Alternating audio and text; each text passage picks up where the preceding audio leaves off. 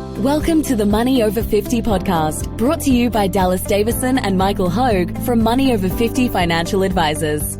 This information is general in nature and does not take into account your objectives, financial situation, or needs. Therefore, you should consider whether the information is appropriate for you and your personal circumstances. If you require personal advice, please contact Money Over 50 Financial Advisors. Here are your hosts, Dallas Davison and Michael Hogue. Welcome to Money Over 50. Today's topic, Brown M&Ms and why the little things matter. Michael, what you talking about, Willis? Thanks, Dallas. This is actually your topic. But it's something we talk about quite a lot here. So Brown M&Ms, where we stumbled across this, it's like an urban it's an urban legend that's actually true. That's actually true. So when we looked into it, what it actually is that the rock band Van Halen were one of the first bands to ever tour with fireworks in their show. And what it required a meticulous setup of the stage for each time that they performed. And at the time, they were touring the United States, and it was and they were playing at a different venue in a different city every couple of days. So David Lee Roth, who was the lead singer of Van Halen at the time, basically come up with a way to test whether things had been set up. And they had a 100 or so page manual and contract on and exactly how things needed to be set up. And on about page 80, one of the requirements under clause probably 502.B was that an hour before they went on stage, they had to have a bowl of M&Ms delivered to backstage with all the brown M&Ms removed. So I think I actually reread this the other day, and the language was something very pompous to the effect of, a bowl of M&Ms must be delivered to the aforementioned backstage area with all brown M&Ms removed.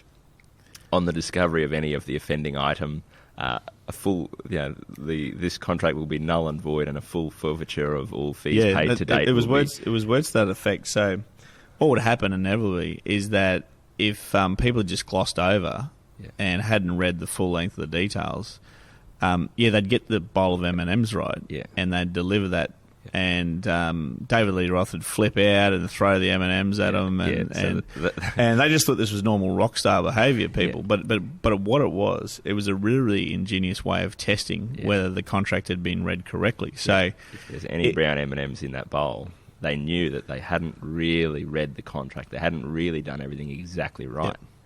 So being an hour before they were due to go on stage, what that then meant, if there were brown M&Ms in that bowl, that was a cue to them that they had to go and test everything themselves. So they'd actually have to then run around and make sure that all the tests were done themselves. If there were brown M&Ms removed, they could assume and rely that everything had been followed correctly and things had been set up the correct way. So we came across this and we thought this was fantastic. Brilliant. The other key, what I thought was really clever, is they never actually told anyone. They never elaborate on this. So, like you say, if brown M&Ms were in the bowl, they'd just tear up the dressing room, smash everything, wreck everything, and people just went, these crazy rock stars. They wouldn't explain to people that, what it actually meant. So it was only years and years later that all this came to light, that's why they were being such prima donnas around the colour of these M&Ms. So we heard the story probably a couple of years ago, and we wrote it. We wrote an article on it in our newsletter, and any time something goes wrong with various things that we hear of, or various super fund providers or anything like that, we actually just make a comment around the office. Brown M&Ms. And you see some super fund providers, for example, none that we recommend, but that inevitably people come to see you and they already have this superannuation fund, and there's problem after problem after problem, and the comment is brown M&Ms. Like you see, because that's, I guess, the issue is the issues that we're seeing. Not only is it a symptom of we'll probably have more problems in the future. But those are just problems we're seeing. So That's what's right. happening behind the scenes that is going to potentially be an issue in the future, we don't know, and that's I guess the real point of the Brown M&M thing, is that it doesn't. The thing that you see isn't what actually causes the problems. It's all the things that are going on behind the scenes and all the things that are unseen. So, give us some examples, then, Dallas, of what you... I actually think of this as it relates to... everyone's human. Everyone makes mistakes. One of the big things for me is that if you go to use a professional and things just aren't quite right, and they... I have no issue if I go and use a professional in some setting and they make a mistake and they go, oh, actually, we got this wrong. This is what the problem was. This is what it should have actually been instead. This is how we've fixed it. And often the really good ones will also elaborate on, and this is what we've learned from it, so that it won't happen again to you in future. I have no issue with those mistakes. Where I have the real issue is if you go and use a provider or a professional, or you hire someone to do something, and there's little errors, and there's just little things that are wrong, and you kind of go. So we had a good one the other day with a medical professional, actually, we got given a piece of paper, and there was a time for a scan, but the time had been written on the piece of paper, that had been typed on the piece of paper, and then crossed out, and then another time handwritten over the top of it, and then I think when I went to get the actual, went to go and see the doctor, they didn't actually see us at the time that was written. So then it became a problem of going, well, which time is correct? Is correct. Which of these can I actually rely on? And then again, the same thing is, this was a 6-page document saying these are the steps that you got to, this is in order of this, and this. The minute you go, well, if we're not confident on even the time of this thing being right, the time of the appointment, how can we be confident in their guidance in all these other areas? And so that's an example of one where there's nothing wrong with any of those one individual things. There's nothing wrong with a doctor running 45 minutes late. In fact, invariably, that's what they do. There's nothing wrong with someone running late. There's nothing wrong with someone crossing something out and handwriting it. It's those little things where there's then no follow-up. There's no way to go, we know that's wrong, and that's why that happened like this, and this is how we've sort of resolved the issue. It always worries me when there's those little problems and there doesn't seem to be any concern or any thought about how to get those little things right. And that's, I guess, the introduction, or the title that I thought of with this is, that's the reason those little things matter, because we all know that how you do anything is how you do everything. So if you're dealing with someone and they get the little wrong, sometimes that's all we can see is the little things. And so if they're getting them wrong, what are they doing with the big things? Yeah, look, that's a good point. That's my barometer as well. So it's repeated little mistakes. It's spelling errors, grammatical errors. Yep. You'll walk into an office and it might be a little bit untidy. There might be files stacked where they shouldn't be. Not clean. Repeated little errors that you see over time is symptomatic for me that they're actually not likely to be doing the important things correctly as well. And that's what I mean. You see this. It's easy to see this in a failing restaurant when you go Ramsay's Kitchen Nightmares for Retirees. We did. You don't see the back of the restaurant that often. No. But if you walk in and there's a spelling mistake on the menu, and the waiter doesn't know how to explain the special of the day, and there's confusion over where you need to be seated, and they scratch their head when you say we don't have a reservation, but the place is empty anyway, and it's probably time just to get the hell out of it before you've actually put anything into your mouth, because it just might kill you what you put into your mouth. Like if you go and have a look, then if there's all of those types of things that are happening, that's a Brown M&M situation.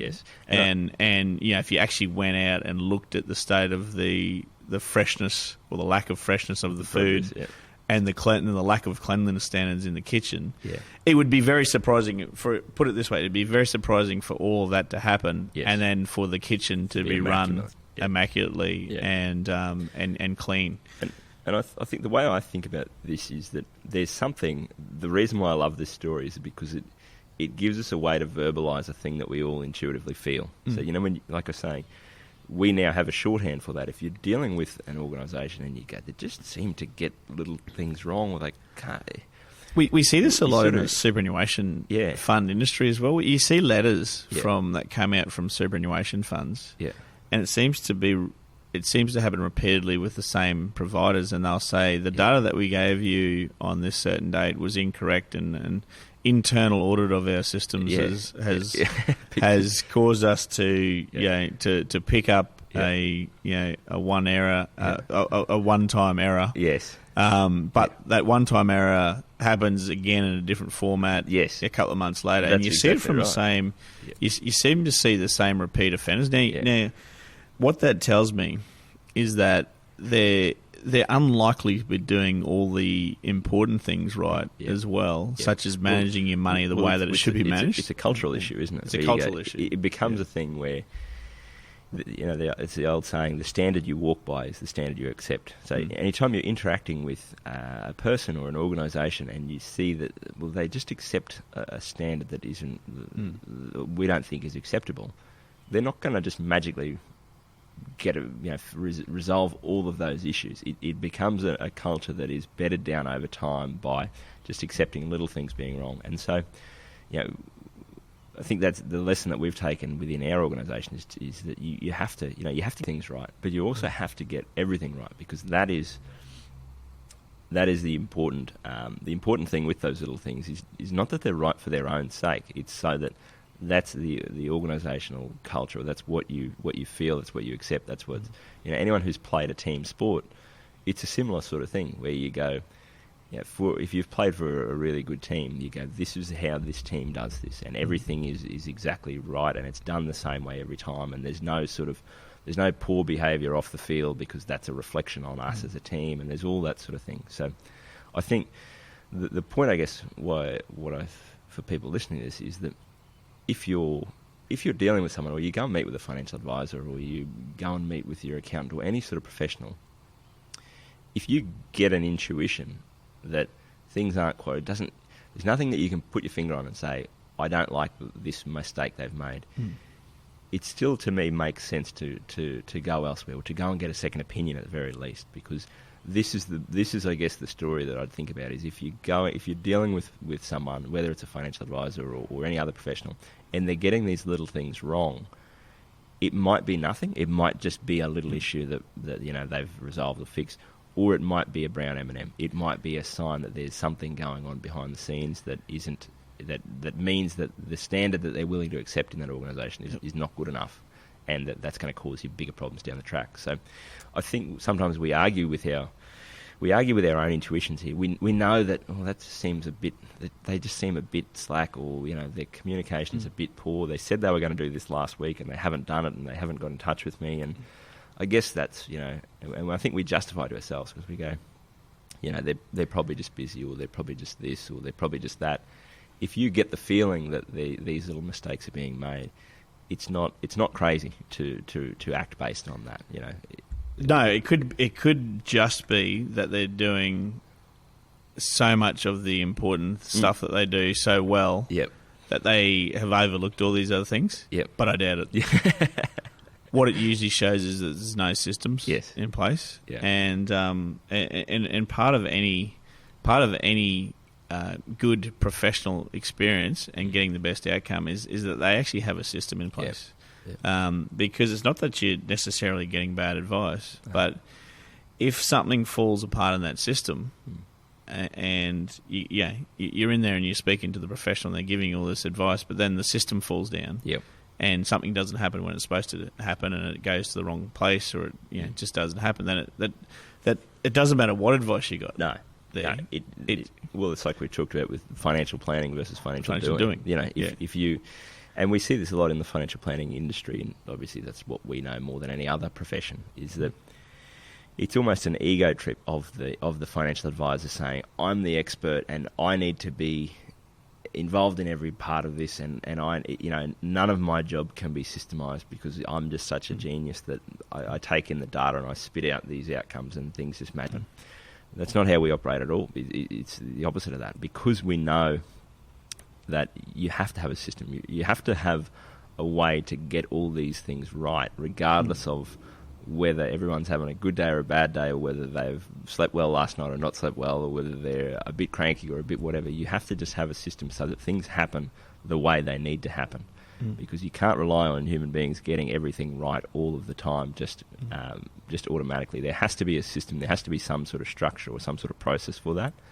And that's a big sign to me. Is like you said, if they're getting if they're getting little things wrong, it might be that there's some super genius who just doesn't need any system or any sort of process.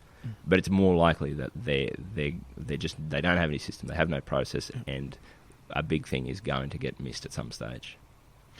So beware of brown M&Ms appearing in your bowl, and certainly look, if you do want to seek a second opinion, certainly reach out at podcast@mo50.com.au. We'd be happy to hear from you. We can look over your current financial plan or whatever you have. Whatever you have worked out, and certainly go from there. I think that's a good point too, Michael. Is that you get that second opinion if you think there are a few brown M&Ms that have been happening, and you want to get that second opinion. If that's us doing that, we often look at it and go, look, that person's been doing everything right. So you don't have to stress. Yes, they might be a bit slack on communication or whatever, but they are getting the big things right. You do have one of the few people who is, got some brown M&Ms, but are getting the bigger picture stuff right. Or we might be able to look at that and go, there's some brown M&Ms, but the brown M&Ms are a symptom of this bigger issue of things that's happening behind the scenes. So, like you said, if you want someone to have a look through your bowl of M&Ms for some brown ones, feel free to get in touch. Thanks for listening, and also just remember, if you could, we really want to get this podcast in front of as many people to help those Australians that are approaching retirement pick up all of the available benefits that they can. If you can fill those 5 empty stars on your podcast player, say under the ratings, 5 stars will do just finally. Thanks for listening. Thank you for listening to the Money Over 50 podcast with Money Over 50 financial advisors. We look forward to catching up again soon.